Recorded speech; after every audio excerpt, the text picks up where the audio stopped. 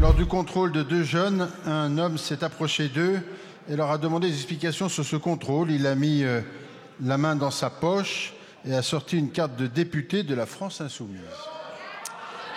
Les policiers, ne sachant pas à quoi s'attendre, avaient sorti leur pistolet à impulsion électrique. Savez-vous qui a dit « Quand on a une couleur de peau qui n'est pas blanche, on est beaucoup plus contrôlé, on est identifié comme un facteur de problème et c'est insoutenable ». Ces mots, ce sont ceux du président de la République qui vous a nommé à ce poste. En 2017, le défenseur des droits, un homme issu de votre famille politique, menait une large enquête sur les relations entre la police et la population. Son constat était implacable. En France, un noir ou un arabe a 20 fois plus de risques de se faire contrôler que les autres. Depuis, le Conseil d'État l'a écrit noir sur blanc. Je cite, « Les contrôles discriminatoires existent et ne se limitent pas à des cas isolés. » Depuis, la France a été condamnée à de multiples reprises pour des contrôles d'identité discriminatoires. Depuis, de nombreux jeunes hommes de ce pays sont morts entre les mains de la police ou de la gendarmerie. Naël Merzouk, Cédric Chouviat, Adama Traoré, Wanis, Ali Hussein Kamara. À chaque fois, le pouvoir politique que vous représentez aujourd'hui répond à ces dérives par le silence, l'aveuglement, l'impunité. Et quand le ministère public requiert un procès pour meurtre contre un de vos agents, vous répondez, monsieur le ministre, par un soutien qui fait honte à la République.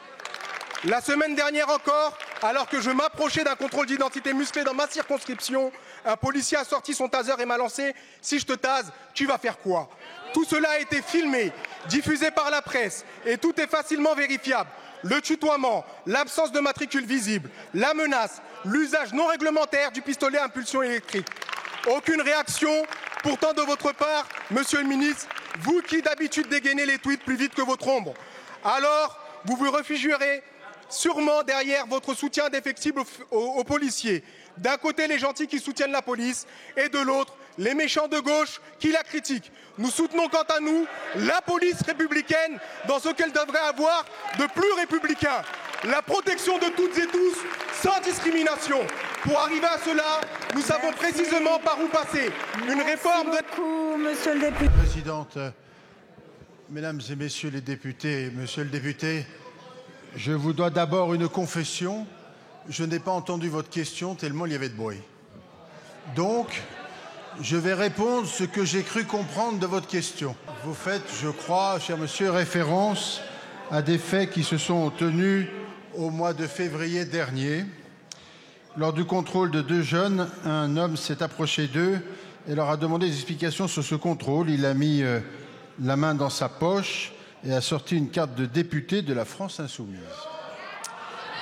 Les policiers, ne sachant pas à quoi s'attendre, avaient sorti leur pistolet à impulsion électrique et ils l'ont immédiatement rangé après avoir compris l'absence de danger.